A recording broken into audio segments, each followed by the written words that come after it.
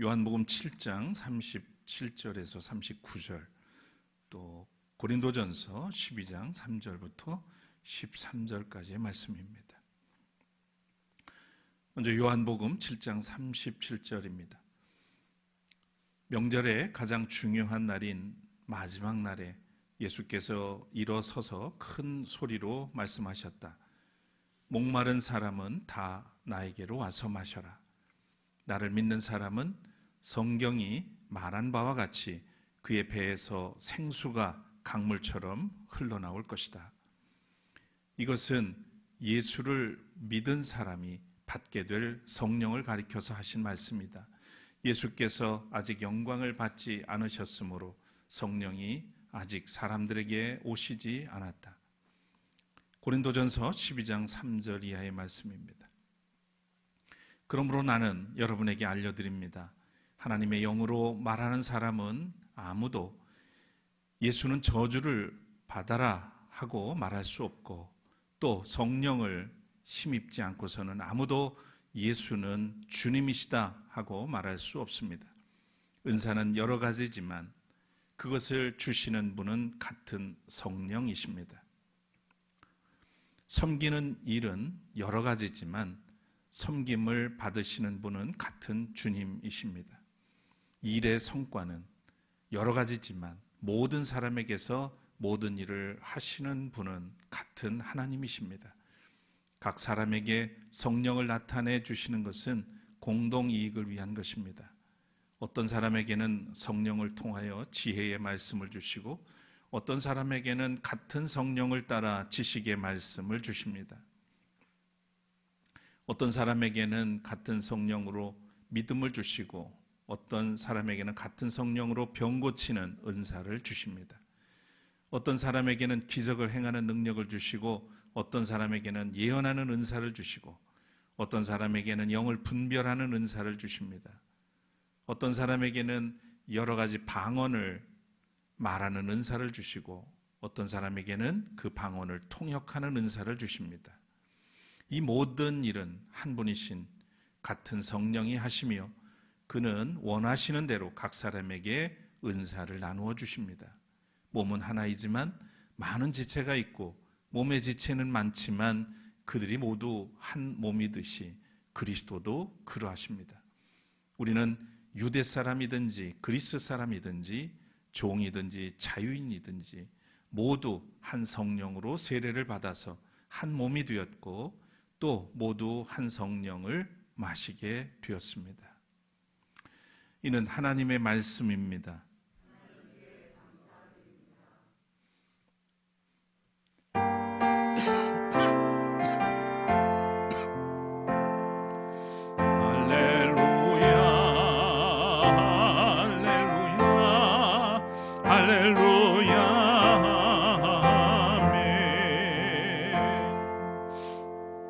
자리에 앉으시겠습니다.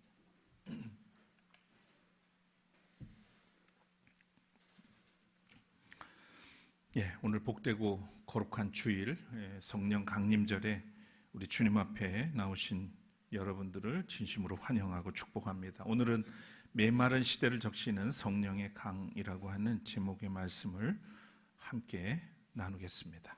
찬양 올리겠습니다.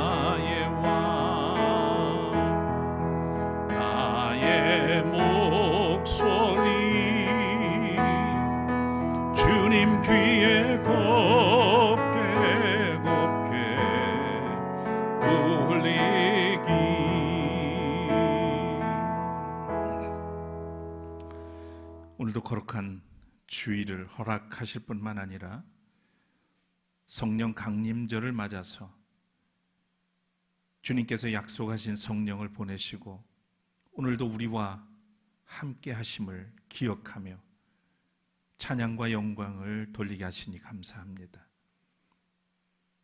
그리스도를 통해서 우리 안에 내주하시며 우리에게 지혜를 주시고 믿음과 능력을 허락하시며 오직 그리스도를 따라 살아갈 수 있도록 이끌어 주시는 성령의 놀라운 역사가 오늘도 우리를 하나 되게 하시고 우리가 또 그리스도의 증인으로서 살아가기에 부족함 없도록 함께해 주시기를 원합니다.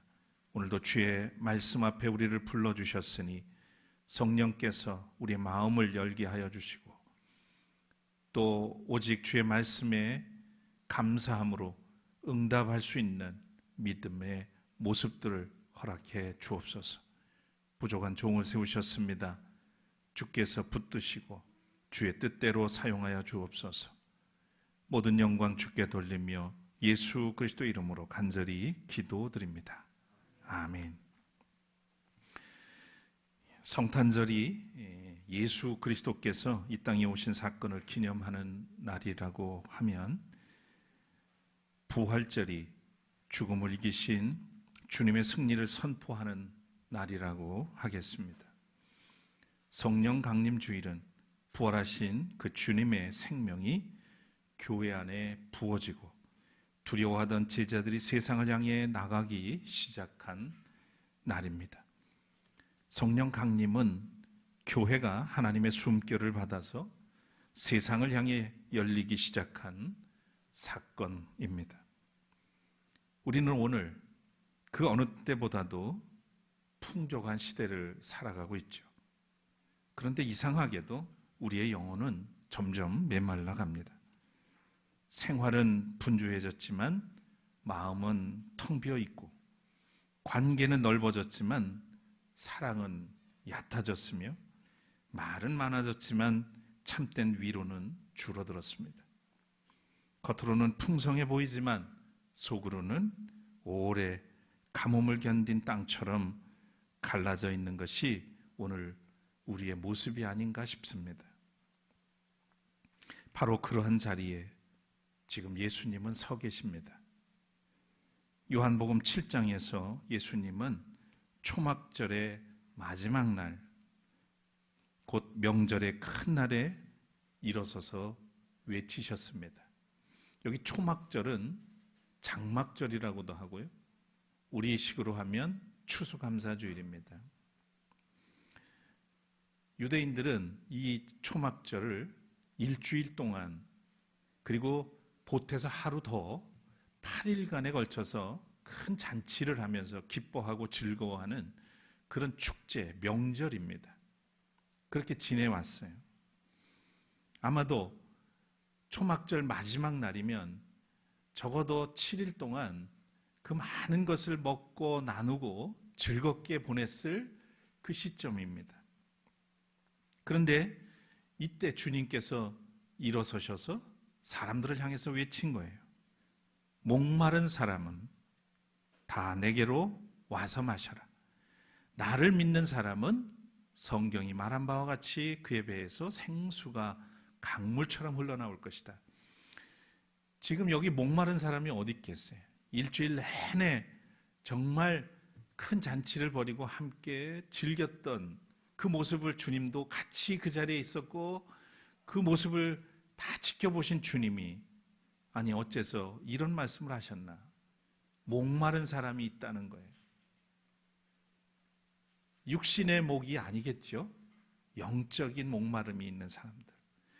그 먹고 즐기고 있는 그 모습을 보니 주님의 눈에는 그들의 영혼이 보이는 거죠. 뭔가 결핍되어 있는 저들에게 필요한 뭔가가 더 구체적으로 보였던 것 같습니다. 정말 당신들에게 필요한 것은 생수의 강이다 하는 거죠. 요한은 이 말씀을 예수님을 믿는 사람들이 받게 될 성령을 가리켜서 하신 말씀이다 이렇게 우리에게 소개를 해주고 있습니다. 여기서 우리가 주목해야 할 사실이 하나 있는데요. 예수님은 강한 사람을 먼저 부르지 않으셨다는 겁니다. 모든 문제를 해결한 사람이거나 흔들림 없는 사람이거나 완벽한 사람을 찾지 않으셨어요. 예수님은 목마른 사람을 부르셨습니다. 목마른 영혼, 그들을 부르시는 거죠. 자기 안에 결핍을 하는 사람, 영혼의 빈자리를 감추지 않는 사람, 주님, 저는 지금 메말라 있습니다. 솔직하게 고백할 수 있는 사람, 저는 막대기 같은 존재입니다. 주님 앞에 이렇게 고백할 수 있는 사람, 이런 사람을 부르시는 겁니다. 성령은 완벽한 사람에게 주시는 상이 아니라 목마른 사람에게 부어주시는 은혜입니다. 신앙생활을 오래 해도 영혼이 메마를 수 있어요. 직분이 아주 중요한 직분들을 가지고 있어도 지칠 때가 있습니다. 예배를 드리고 봉사를 하면서도 속사람은 가뭄을 겪을 수도 있습니다. 중요한 것은 목마른 채로 주님께 나아가는 것이죠. 그를 감추고 위장하고 아닌 것처럼 하는 게 아니라 주님 앞에 있는 모습 그대로 나아가는 겁니다. 그래서 주님께서 오늘 말씀하시는 거예요. 목마른 사람은 다 내게로 와서 마셔라. 이 말씀은 단순한 초대가 아니라 사막 같은 시대를 살아가는 우리에게 주시는 생명의 부르심입니다. 이 대목에서 존 웨슬리를 떠올리게 됩니다. 존 웨슬리는 1903년에 태어났죠. 18세기 영국이 산업혁명이 막 일어나는 그런 시점입니다. 성공의 사제인 사무엘 웨슬리, 그리고 그의 어머니는 사제의 딸이었어요. 수산나 웨슬리입니다. 기록에 보면 19명을 낳고 그 중에 웨슬리는 15번째 자녀로 알려져 있습니다. 물론 다 살아있던 것은 아니에요. 여러 명이 세상을 떠나기도 했고, 그런 가운데서 아무튼 훌륭한 자녀들이 나왔죠. 특히 수산나 여사는 아주 경건한 집안의 딸이었고 어려서부터 그런 훈련을 받아서인지 자녀 양육에도 남달랐습니다. 철저한 신앙 교육, 규칙적인 생활, 그런 훈련을 받았던 존 웨슬리는 누구보다도 성실한 그런 신앙인으로 자랐습니다. 열심히 기도했고 때로는 금식도 하고 구제하는 일도, 또 경건한 신앙 훈련도 쉬지 않았습니다. 그런데 그의 영혼 깊은 곳에는 지워지지 않는, 해결되지 않는 갈증이 있었죠. 열심은 있었지만 확신이 부족했고, 종교적 성실함은 있었지만 복음의 자유가 충분하지 않았어요. 공부도 잘했고 실력도 뛰어났지만, 그리고 사제가 돼서 성공의 사제가 돼서 미국의 조지아주에 선교사로도 나가기도 했지만 진정한 복음의 자유를 누리지는 못했단 말입니다. 결국 선교를 실패하고 영국으로 돌아오게 됩니다. 그리고 여러 날을 지내고 있던 1938년 5월 24일 저녁, 런던 올더스게이트 거리의 한 조그마한 모임에서 이 웨슬리는 놀라운 경험을 하게 됩니다. 그 이전에 누리지 못했던, 경험하지 못했던 체험을 하게 되는 것이죠. 그는 자신의 마음이 이상하게 뜨거워지는 것을 느꼈다고 그렇게 일기에 썼습니다. 그리스도께서 자신의 죄를 사해 주셨다는 확신을 얻게 됐고, 그랬다고 고백을 합니다. 우리가 주목해야 할 것은 그 뜨거움 자체가 아니죠. 그 뜨거움이 의미한 은혜입니다. 그것은 잠깐의 감정적 흥분이 아니라 메마른 영혼 위에 성령께서 생수를 부으시는 그런 사건이었던 겁니다. 자기 노력으로 하나님께 가까이 가려던 사람이 하나님의 은혜가 이미 자기에게 가까이 와 있음을 깨닫는 순간이었던 겁니다. 웨슬리에게 이 회심의 사건은 삶을 송두리째 바꿔놨습니다. 그 이전에 두려움에 휩싸였던 그런 마음들이 해방이 되고, 그리고 복음으로 충만해지고 열정이 솟구쳐 오르고, 그래서 가만히 앉아 있을 수가 없었어요. 그래서 그는 시대의 부름과 성령의 인도하심을 따라서 앉아서 기다리는 사람이 아니라 복음이 필요한 곳을 달려가서 찾아가서 복음을 전하고 전도를 했던 위대한 삶을 살게 됩니다. 불의에 맞서고 사회적인 성화를 위해서, 개인의 성화를 넘어서 사회의 성화를 위해서 힘쓰고 애썼던 그런 위대한 사역자이자 하나님의 종이었습니다. 회개라고 하는 것은 우리가 믿음의 길을 걸어가면서 허물과 죄가 깨달아질 때 거기서 돌이키는 것을 회개라 한다면, 회심은 이례적 사건입니다. 성령을 통해서 삶이 완전히 뒤바뀌는 거죠. 삶의 목적과 방향이 새로워지는 겁니다. 자신이 쌓아온 그 가치관이 성경적인 가치관으로 변화되는 삶을 이야기합니다. 그래서 사도 바울의 회심도 여러분 기억하시지만, 한때 유대주의자였고 바리새파 출신이었던 이 사울은 예수님을 따르는 사람들을 쫓아다니면서 괴롭혔던, 잡아들이고 고통을 줬던 그런 사람 아니었습니까? 그가 부활하신 주님을 다메섹 도상에서 만난 이후 그의 삶은 180도로 바뀌었죠. 예수를 증거하는 사람이 됩니다. 기독교 역사상 바울 같은 인물은 전무후무합니다. 그가 기독교의 모든 신학적인 기초를 세웠고,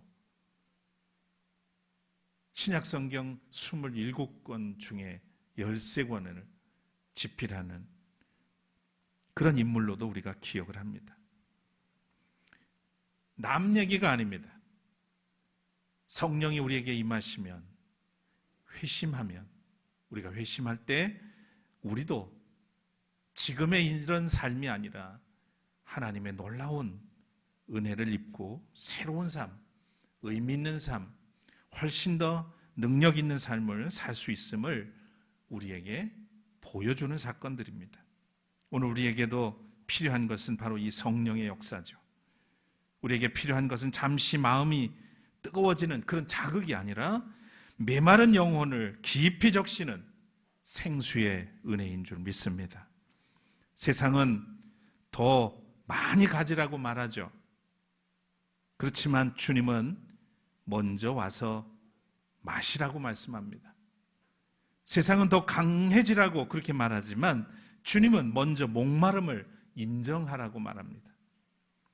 성령은 우리를 강한 척하게 만드는 분이 아니라 주님의 은혜 없이는 살 수 없음을 알게 하시는 분입니다. 요한복음 7장에서 성령은 생수의 강으로 우리에게 약속이 되었습니다. 사도행전 2장으로 가면 성령은 바람과 불처럼 공동체 위에 임하십니다. 오순절이 되어서 그들은 모두 한 곳에 모여 있었다. 그들은 이 모두 한 곳에 모여서 하늘에서 세찬 바람 같은 그런 소리가 그곳에서 나고 불길이 갈라지는 것 같은 혀들이 각 사람 위에 내려앉았다고 성경은 기록합니다. 그들은 모두 성령으로 충만해져서 성령이 시키는 대로 말하기 시작했다. 각자들의 언어가 있지만 그 언어를 사용하는 게 아니라 방언을 했다 이 말입니다. 그런데 서로 다 소통이 됐다는 이야기죠. 오순절의 핵심은 신비한 현상 자체에 있는 것이 아닙니다. 성령이 임하기 전에 제자들은 두려움 속에 있었습니다. 예수님이 부활하신 이후 그들은 마음 놓고 다닐 수가 없었어요.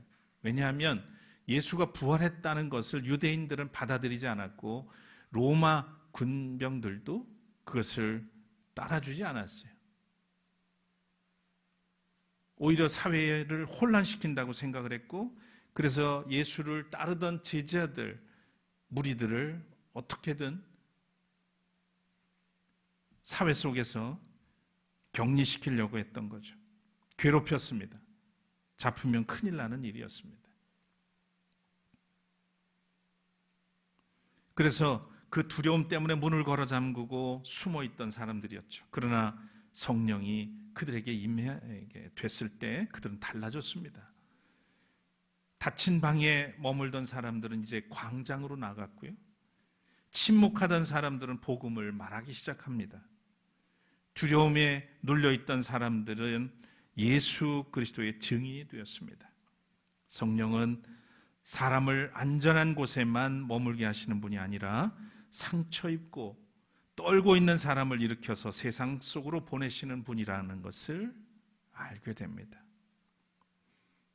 존 웨슬리가 회심한 다음에 집에 머물러 앉아 있을 수가 없었던 것처럼, 그래서 거리로 나가서 복음을 전했던 것처럼 그 성령이 오늘 제자들에게도 임했고 그 제자들에게 임한 성령은 또한 우리에게도 임하셨다는 사실을 우리는 기억해야 하겠습니다. 오늘 우리도 두려움이 많은 시대를 살아가죠. 경제적 불안이 있고요. 또 관계에 상처가 있어요. 또 미래에 대한 염려가 있습니다. 교회도 때로는 세상의 시선 앞에서 움츠러듭니다. 요즘 가만히 보니까 목사님들도 그렇고 성도님들도 어디 가서 나 그리스도인입니다 라고 당당하게 말하지 못하는, 비난이 두려워서 그러는 모습들을 우리는 흔히 경험하게 됩니다. 그러나 성령은 우리를 그 두려움 속에 숨어 있으라고 임하신 분이 아닙니다.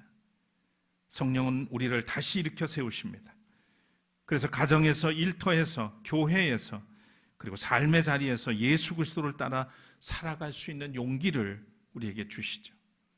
성령 충만은 단순히 큰 목소리의 문제가 아니에요. 성령 충만 받았다고 막 크게 떠들고 크게 기도하고 막 이런 사람들이 있는데, 성령 충만하다는 것은 그게 아니에요. 그것도 하나의 일부일 수 있겠지만 그게 다가 아니란 말이에요. 중요한 건 그 두려움보다 순종을 선택할 수 있는 용기이고, 분노보다 사랑을 선택할 수 있는 능력, 이것이 성령 충만을 통해서 우리의 삶에서 나타나는 모습들입니다. 성령은 교회를 다시 말하게 합니다. 그러나 아무 말이나 하게 하지 않죠. 성령은 교회로 하여금 세상이 알아들을 수 있는 언어로 복음을 말하게 하십니다. 정죄의 언어가 아니라 위로의 언어죠. 배제의 언어가 아니라 환대의 언어입니다. 자기 확신의 언어가 아니라 십자가의 사랑으로 낮아지는 그런 언어를 우리에게 주십니다. 그래서 성령이 충만한 사람에게는 도끼가 없어요.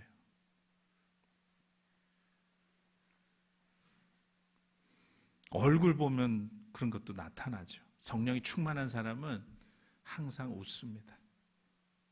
밝아요. 기쁨이 솟구쳐요. 생수가 넘쳐나니까 그 입에서 욕이 나올 수는 없죠. 자기 확신의 언어, 그런 언어를 배제하고 버리게 되고 십자가의 사랑으로 낮아지는 언어를 우리에게 주십니다.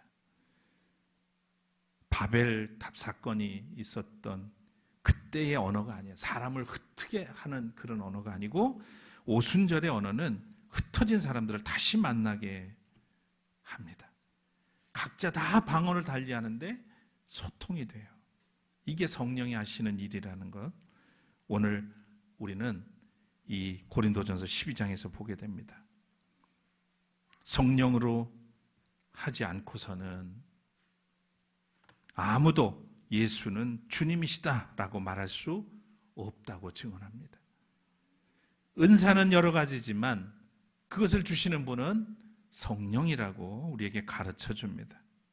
그리고 마침내 우리는 유대 사람이든지 그리스 사람이든지 종이든지 자유인이든지 모두 한 성령 안에서 세례를 받아서 한 몸이 되었고 또 모두 한 성령을 마시게 되었습니다 라고 우리에게 증언합니다. 이 말씀은 성령의 참된 표지가 무엇인지를 우리에게 보여주죠. 성령의 역사는 예수를 주님으로 고백하게 하고 서로 다른 사람을 그리스도의 한 몸으로 묶는 데 있다는 거예요. 은사는 다양하지만 그 은사를 주시는 분은 한 성령이십니다. 사람마다 섬기는 방식은 다르지만 목적은 하나이죠. 그리스도의 몸된 공동체를 세우는 겁니다. 교회는 능력 있는 몇 사람의 무대가 아닙니다. 교회는 다양한 지체들이 성령 안에서 서로를 세우는 그리스도의 몸이지요. 어떤 사람은 가르침으로 섬기고 어떤 사람은 기도로 섬기며 어떤 사람은 보이는 자리에서 수고하고 어떤 사람은 아무도 알아주지 않는 자리에서 묵묵히 헌신합니다. 성령 안에서는 작은 은사라는 것은 없습니다. 다만 사랑 없이 사용되는 큰 은사가 있을 뿐이죠. 은사의 크고 작은 것은 큰 의미가 없다는 이야기입니다. 사랑을 가지고 그 은사를 통해서 섬기느냐 그렇지 않느냐의 문제인 거예요. 은사는 잘 아시는 것처럼 다양합니다. 그러나 그 다양성은 비교하라고 하는 뜻이 아니라 서로가 서로에게 필요하다는 의미예요. 서로 다르지만 함께 함으로써 더 큰 역사를 이루라는 그런 의미라는 거예요. 웨슬리도 성령의 역사를 단지 한순간의 감동으로 보지 않았습니다. 성령께서 주시는 확신은 반드시 삶의 변화로 이어져야 된다. 그렇게 말했고 그 변화는 사랑과 거룩함의 열매로 나타나야 된다. 이렇게 말합니다. 그렇잖아요. 성령이 내 안에 계시면 그 간직하라고 있는 게 아니에요. 간직하라고 주신 게 아니라고.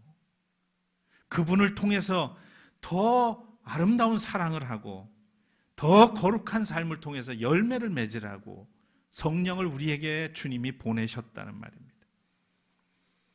마음이 뜨거워졌다고 말하면서 이웃을 사랑하지 않는다면 그것은 오순절의 성령이 아닙니다.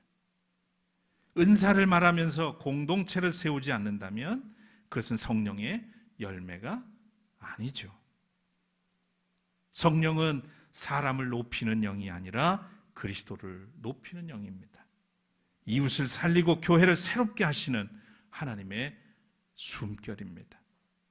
사랑하는 여러분, 오늘 우리는 오늘 말씀 속에서 세 가지 은혜를 기억하셔야 되겠습니다. 첫째는 성령은 먼저 메마른 영혼을 적시는 생수의 강이라는 것입니다. 그러니 목마름을 우리는 숨기지 말아야 되겠습니다. 괜찮은 척 하지 말아야 되겠죠. 주님 앞에 메마른 마음 그대로 내어놓는 그런 모습, 그런 자세가 중요합니다. 혹여나 믿음이 적게 보일까 봐 그것을 가장을 하고 감추고 숨기고 자기만 모르지 다 합니다. 목마름은 부끄러움이 아니라 은혜를 향해 들어가는 문이라는 것을 기억하셨으면 합니다. 두 번째로 성령은 두려운 사람을 증인으로 세우는 하나님의 능력입니다. 그러니 두려움에만 머물러서는 안 되겠죠. 성령은 우리를 현실에서 도망치게 하지 않고 현실 속에서 복음을 살아나게 내게 하시는 분입니다. 가정에서 사랑의 언어를 회복하고 일터에서 정직과 성실의 증인이 되면서 또한 교회 안에서도 서로를 살리는 말을 하고 세상 속에서 그리스도의 향기로 살아가게 하시는 그 성령을 따라서 살아가는 우리 모두가 되었으면 합니다. 마지막으로 성령은 서로 다른 사람들을 그리스도의 한 몸으로 묶으시는 은혜입니다. 그래서 우리는 교회 생활, 공동체 생활을 하면서 서로 비교할 필요는 없습니다. 경쟁도 하지 말아야 되죠. 그 은사가 나를 빛내는 도구가 아니라 공동체를 살리기 위해서 내게 주신 선물이라는 사실을 꼭 기억해야 하겠습니다. 성령은 나 혼자 충만하게 하시는 분이 아니라 우리를 함께 살게 하시는 분입니다. 성령은 나를 위로하실 뿐만 아니라 나를 통해서 누군가를 위로하게 하십니다. 성령 강림 주일은 과거의 사건을 추억하는 그런 날이 아닙니다. 오늘 우리 안에 하나님의 생명이 다시 흘러넘치기를 구하는 날입니다. 성령이 오신 목적은 교회를 화려하게 만드는 것이 아니라 세상이 보기에 불가능한 하나됨을 이루는 것이에요. 여러분, 세상은 어떻습니까? 하나되게 하나요? 어떻게든지 분리시킵니다. 서로 싸우게 만듭니다. 요즘 선거철이 돼가지고 얼마나 아주 시끄러운지 모르겠어요. 세상은 그런 모습이에요. 그런데 성령은 우리를 하나 되게 하세요. 그분이 오신 목적은 서로 다 다르지만 은사도 다르고 성격도 다르고 취향도 다르고 그렇지만 그리스도 안에서 하나 되게 하시는 분이에요. 뭘 하려고요? 그걸 통해서 세상에 복음을 전하고 이 땅에 하나님 나라를 이루어가게 하시려고 성령이 오셨어요. 그래서 메마른 시대의 교회는 은혜를 가두는 그런 저수지가 아니라 은혜를 흘려보내는 강이 되어야 하는 겁니다. 말씀드린 것처럼 우리가 다음 주에 은천교회를 갑니다. 왜 남의 교회 가서 예배를 드리냐? 우리 교회는 그런 분 안 계신데 다른 교회 교인들은 그렇게 말할 수 있을 것 같아요. 여러 가지 따져보니 뭐 불편한 것도 있고 뭐 이런저런 핑계거리도 있고 그럴 수 있어요. 근데 저도 놀라운 거는 사실 5월에는 특별한 계획이 없었어요. 근데 갑자기 은천교회의 담임 목사님이 이동하는 과정에 어쨌든 또 감리사로서 해야 될 일들이 여러 가지가 있습니다. 그런 과정에 목사님은 목사님대로, 성도들은 성도대로 이런저런 아픔을 겪고 계세요. 근데 목사님이 요청하시기를 마지막 주일은 감리사님이 와서 예배를 인도해 주세요. 부탁을 하시길래 그렇게 됐어요, 일이. 너무 자연스럽지 않습니까? 그래서 저는 그런 생각이 드는 거예요. 하나님이 우리에게, 우리 샘터교회 작지만 우리에게 베풀어 주시고 우리에게 흘려보내신 사랑과 그 성령을, 그 생수의 강을 그쪽에도 흘려보내게 하시려고 우리를 그렇게 인도하셨구나, 이런 생각을 하게 됐습니다. 위로를 받은 만큼 위로하고 용서를 받은 만큼 용서하며 사랑을 받은 만큼 사랑하는 그런 공동체가 되어야 하겠습니다. 성령이 임하시면 교회는 다시 숨을 쉬게 됩니다. 성령이 임하시면 닫힌 마음이 열립니다. 성령이 임하시면 마른 땅 같은 삶 위에 생명의 강이 흐르게 됩니다. 메마른 시대에 성령께서 다시 우리 안에 흘러넘치기를 소원합니다. 그래서 우리의 심령을 적시고 우리의 가정을 살리고 우리의 교회를 새롭게 하며 마침내 이 메마른 시대 위를 흐르는 하나님의 강이 되어서 모두를 적셔 주시기를 간절히 소망합니다.